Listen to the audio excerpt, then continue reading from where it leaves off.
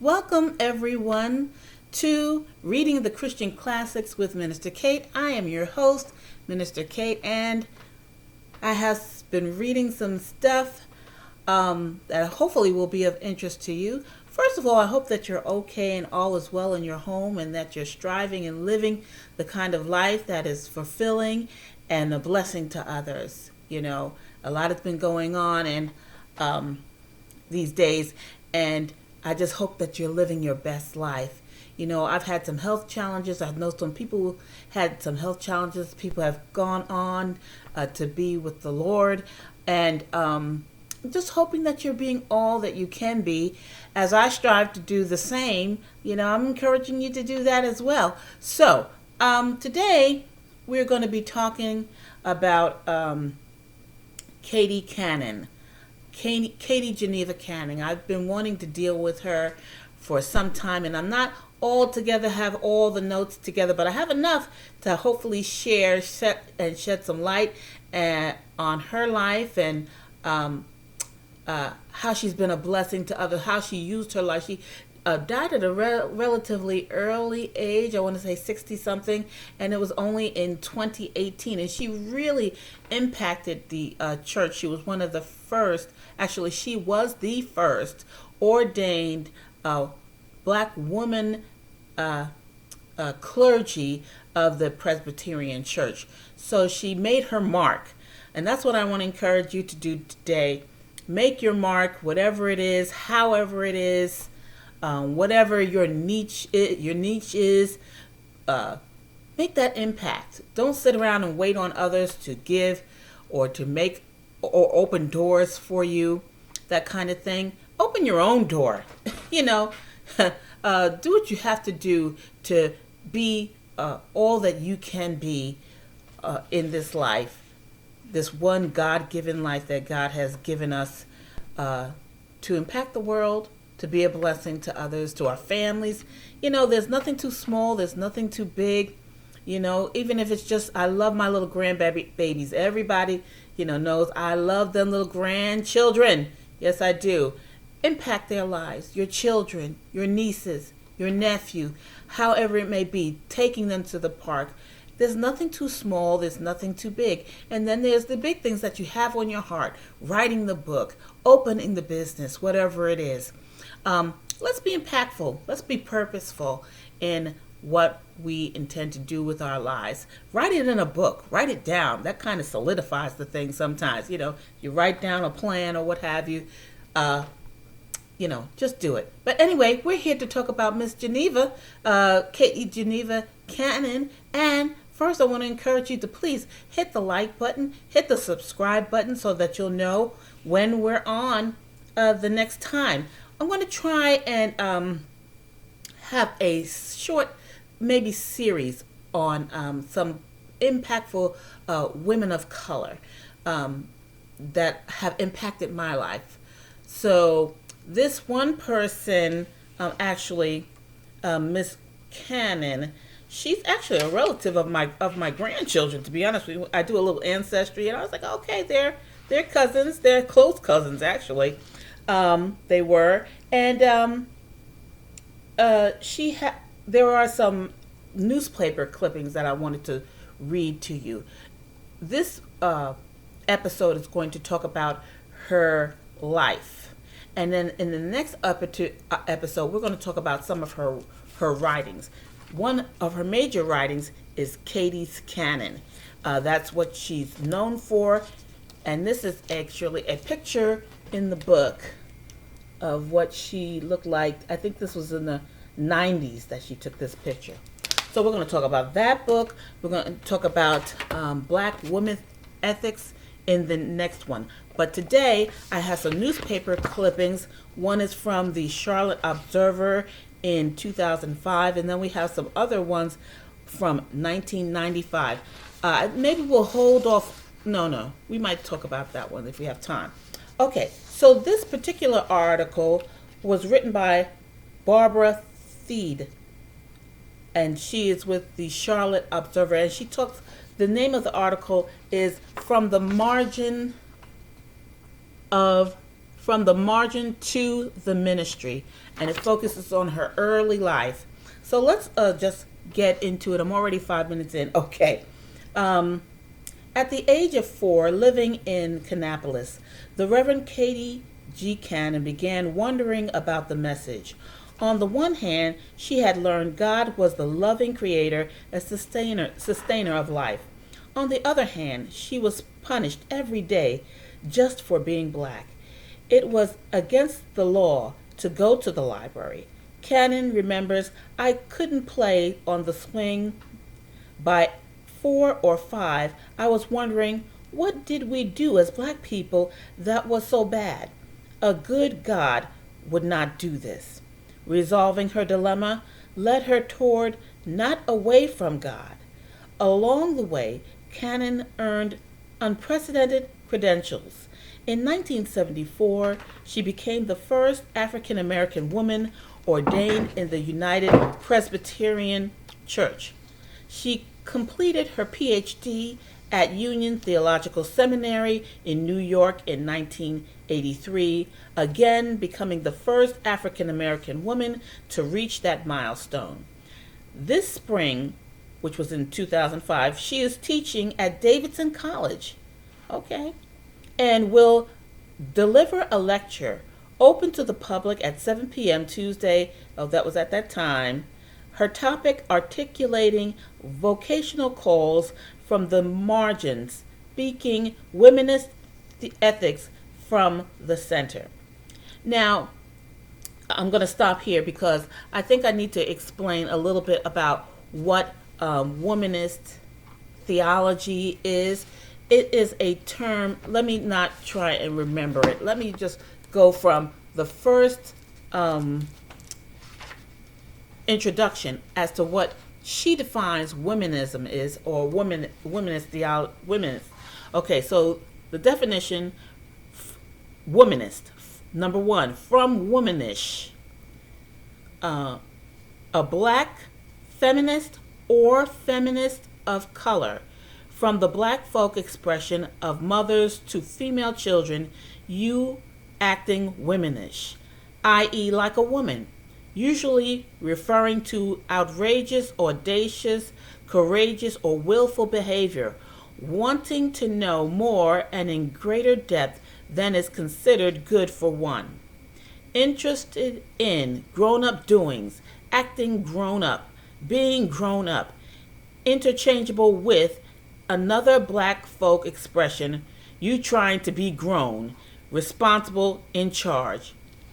Number 2, it says also, a woman who loves other women, sexually and or non-sexually, period, appreciates and prefers women's culture, women's emotional flexibility, values tears as natural counterbalance of laughter, and women's strengths, sometimes loves individual men, sexually and or non-sexually, committed to survival and wholeness of entire people, male and female, not a separatist, except periodically for health, traditionally universalist.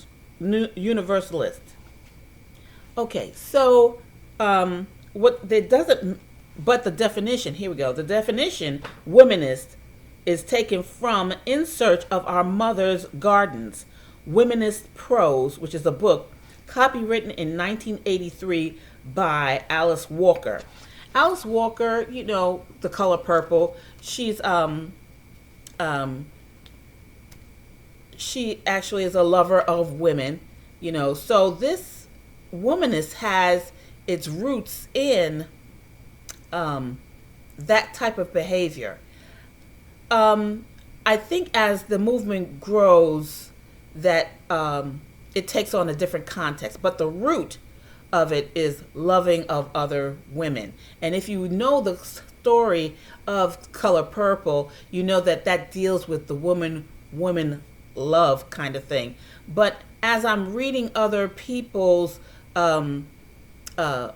evaluation of womanist theology or womanist preaching, it veers from that initial uh, uh, uh, um, definition. So it expands. So let's delve further into it. But I want to make note that its root is from someone who is of the persuasion of women on women love. That so, I don't know what you think about that. I don't want to impress anyone but what I think, but that's what it comes from. And like I said, it goes on to expand to something else, or to differentiate a little bit as we deal with other women who deal with the subject in their preaching. More of the experience of the importance of women in the biblical story. That's what a more Christianized version of womanist theology is. So womanist and womanist theology, it comes from the same boat, but it's two different things. Okay, so, but the root, like I said, comes from that. So keeping that in mind, I don't know what you think about that. I have some thoughts, but let's move on from here, talking about Miss Katie Cannon.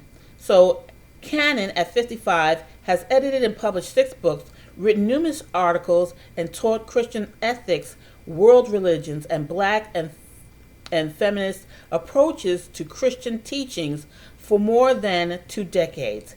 She has taught at Temple University, the Episcopal Divinity School, and New York Theological Seminary. Okay, I almost went there. She is now Annie Scales Rogers Professor of Christian Ethics at Union Theological Seminary in Richmond, Virginia, from which she has taken a leave to teach at Davidson. I wish I had been able to go there, or knew about that at the time, or had that kind of interest. I don't know, but anyway, it would have been good to sit under her, and listen to her in person when she was alive. Cannon was born in 1950 in the Fishertown community of Kannapolis. African American women weren't allowed to work in the mill back then. Most who could find a job had only one choice: cleaning houses for whites. Black children did whatever needed doing at home while their mothers were away. By age 8, Cannon knew how to clean a house until it was spotless. At 12, she was earning money working as a domestic alongside her aunt in Gastonia.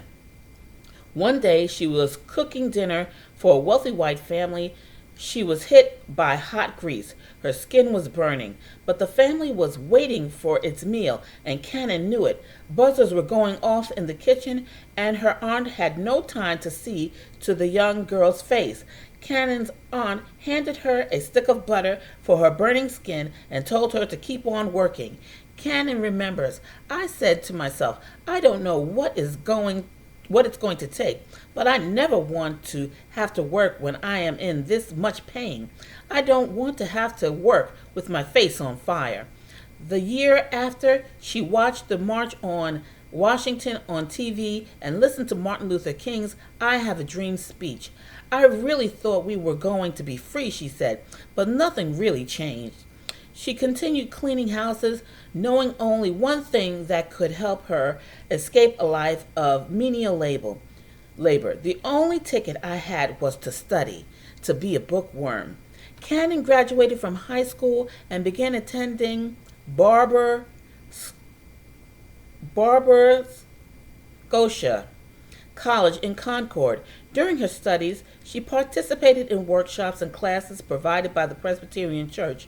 She knew she'd be expected to give back anything she could earn to her community. Cannon was encouraged to ask questions. "There's no question you can ask that's too hard for God," she insists. After completing her undergraduate degree in 1971, she faced 2 possibilities. She could become a missionary in Kenya, or go to Atlanta Interdenominational a theological center. After a short visit to Kenya that summer, she decided on more schooling. In those days, women who went to seminary often wound up with a master's degree in Christian education, but her mentor in the seminary, the Reverend James Cossin, wanted better for her.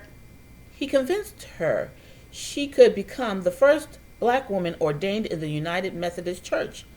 She should pursue, he said, a Master's of Divinity, not one in Christian education. Cannon's immediate reaction wasn't positive.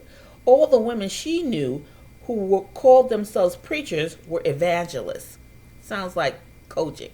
Anyway, all those women were against what was fun and joyous in life. She says, I was a party animal. Why would I want to do that? But she took Cousin's advice. She attended classes that had never included female students. She went on an archaeological dig in Israel and held her own in the preaching class. Unlike her male counterparts, she wasn't given opportunities to practice preaching and leading in a church. She was all allowed to tutor a few kids at a church after school. When she was ordained in 1974, her teachers and mentors decided that she was called to pursue a PhD. Cannon went off to New York to study. There, she discovered feminism, studied Christian ethics, and learned that her own life was a legitimate source of scholarship. She began to write about black women in the dailiness of life. She began answering questions she had been posing since she was 4. How do you live with integrity in situations of oppression? How is God acting inside life's social fabric? She became, first and foremost, a teacher. Cannon firmly believes that her students need the freedom to ask questions. Students are hungry, she said. Certainly her own experience made it possible for her to make social issues real for her students. She has a way of captivating her audience, said Davidson's student, a religion major. She is so passionate about her topic. She knows what she's talking about, both from an academic and a personal experience. She hasn't neglected where she came from. Said Cannon, I've always wanted to be in my denomination, train people for the church who would have a consciousness about justice. It's giving back. So that's the end of that, which talks a little bit about where she came from. And just wanted to mention that Womanist also is the counterpart to feminist. So,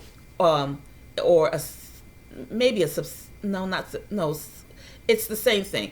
Womanism came out of also feminism. Feminism is the women who fight for their rights, equal with men, that kind of thing. And womanism is the black counterpart, the African American counterpart of feminism. It came out of that. I think what was happening was that the issues of black women weren't being addressed as much as they'd like in the feminist movement of the 60s and even before then, when women were fighting for the right to vote. If you recollect from history, in the 1920s, when they were fighting for the right to vote, only white women received the right to vote. Black women didn't receive the right to vote until the 1960s. Black women didn't receive that. So from that, back then, there was a disparity between black women and white women and fighting for rights, not as one as we had hoped in feminism. So black women found the need to separate and have their own expression, their own rights or voice in the feminist movement and beyond in society. So that's really what that comes out of. So we're at 20 minutes. I'm going to stop here. There's actually another article that I wanted to read, but I encourage you to come back to part 2. We're going to talk more about womanism, more about Katie Cannon and some of the other leaders in that movement, and how womanist theology grew out of womanism and what that exactly means. We'll talk more about that. I hope you're enjoying this. I hope if you like it, hit the like button, hit subscribe, invite your friends to come and listen in and join the conversation. There's so much more. Even though Miss Katie Cannon has passed on, the work still persists. The work still goes on. So join me again. Hit the like, hit it, and we're going to talk more about this topic and others. Got so much to talk about, got so much to deal with. And not to say that I know everything about everything, but I'm just, my little corner right here, my little contribution to the topic and to the conversation and to the subject. And we're welcoming what you have to say as well, and your thoughts as well. All right? So, love you much. May the Lord's peace be upon you and be a blessing today. See you next time.